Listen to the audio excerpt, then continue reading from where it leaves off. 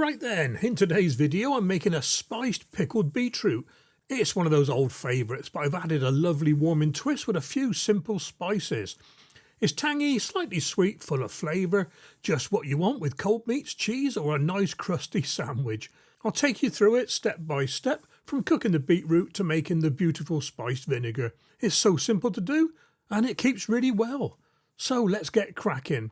I'll mention the ingredients as I go along and do the full recipe at the end. There's too many to put on a card at the beginning. And when I say there's too many ingredients, of course there's not. You can leave out whatever you like. Just get the basics in there and it'll work. If you want to add more next time, try it again. There's two ways of cooking the beetroot. You can wrap them in foil and pop them in the oven for maybe an hour, because these are large beetroot. I picked these specially because I knew they would be too woody to use for anything else. So in the oven, 180 to 200 Celsius for about an hour. And the other way you can do it is to boil them. Just boil them about 20 minutes. Now you have a choice here then. Roasting them concentrates the natural sweetness and minimises the earthiness of the beetroots.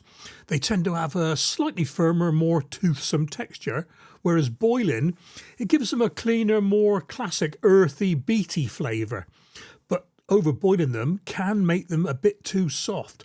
But you do get the more of a classic pickled beet consistency. Guess what? By roasting mine, I want them a bit sweeter. So here we have about 1 kilogram of beetroot going in the oven for about an hour. Like I said, 180, 200 Celsius. And when they come out, they are hot. Be careful.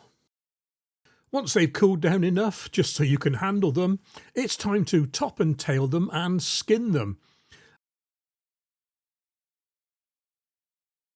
This is where your kitchen ends up looking like the bloody axe murderer has been in.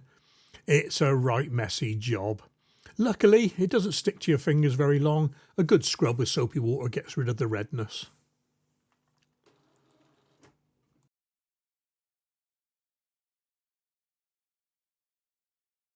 Because these beetroot are larger than normal, I've decided not to slice them. I'm going to chop them instead. So dice them into about 1 centimetre chunks and pop them all into a bowl.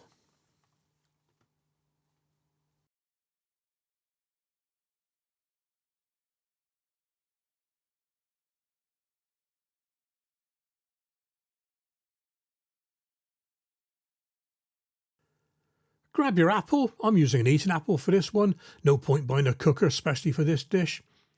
Core it. Leave the skin on, no need to take the skin off, and then chop it into 1 centimetre chunks. Into the bowl.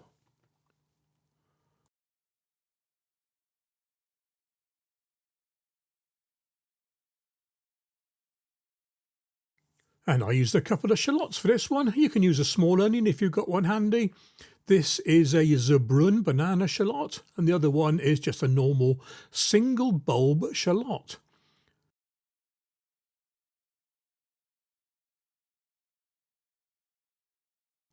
Peel them and chop them into a small dice.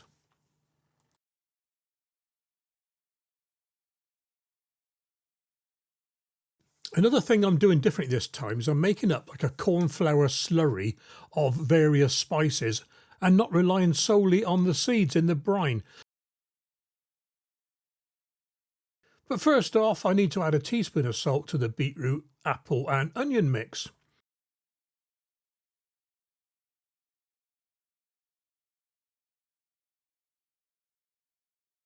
Right, back to the slurry. I'm just getting the powders ready for now. We'll add the water later on.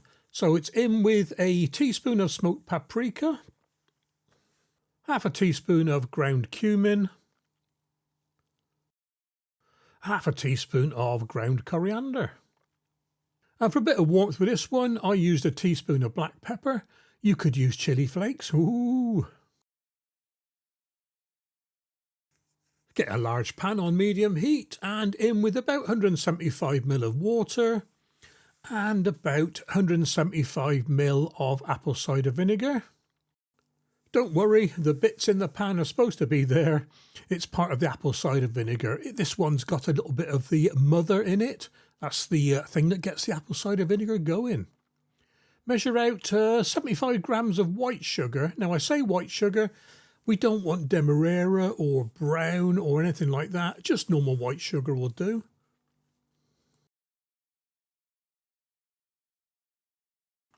Into the pan with it and stir like crazy to get the sugar dissolved. Takes a while, and I got a little bit confused because the water or vinegar in the pan was boiling a little bit and the bubbles made me think it was the sugar not dissolving. Anyway, we got there in the end. Add about 50 ml of water to your spices and cornflour that are going to make the slurry. I'm saying about quite a lot because this is all play it by ear for me. Never done this before. Give it all a good mix in. And when you've got a homogeneous paste, I love that word, pop it into the pan. As the paste warms up, it will thicken up the vinegar, water, sugar mix. And then it will be time to add the beetroot. It's a bit like thickening a sauce, really. A bit hard to show on camera. It's not thick, it's just thicker. Okay, in with the beet mix. Get it all mixed in, get everything covered with that lovely flavoured spiced vinegar mix. We want to simmer this away for about 3, 4, 5 minutes maybe. We don't want to cook that beetroot, it's already going to be soft enough. Remember what I said earlier, boiling it softens it too much, so just let it get warm through. Meanwhile, it's time to prep the jars. Everything's sterilised as usual, jars, lids, seals and funnel in a minute. In with half a bay leaf to each jar.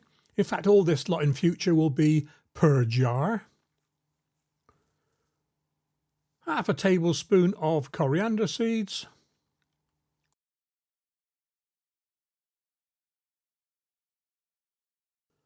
Half a tablespoon of yellow mustard seeds. I'm using yellow because that's what I had to hand. I suppose black would do, or brown even. Maybe worth a try in future. And a few blades of mace. You can leave this out. I had a few left over from another dish, so I just plopped them in. In with 4 or 5 cloves, whole cloves.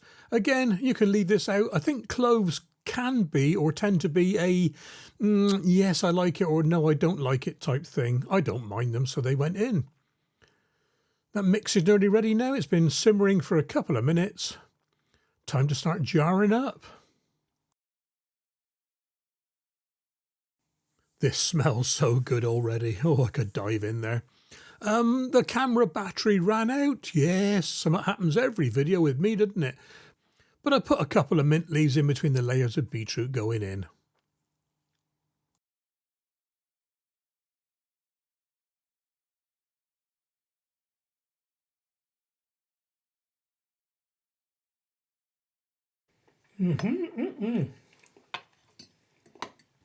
Just right.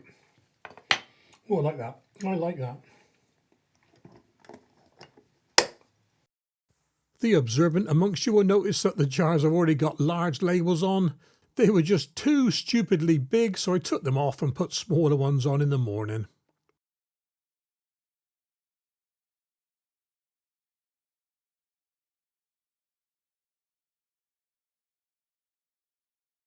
Here we are, lovely jubbly. 3 jars of spiced pickled beetroot.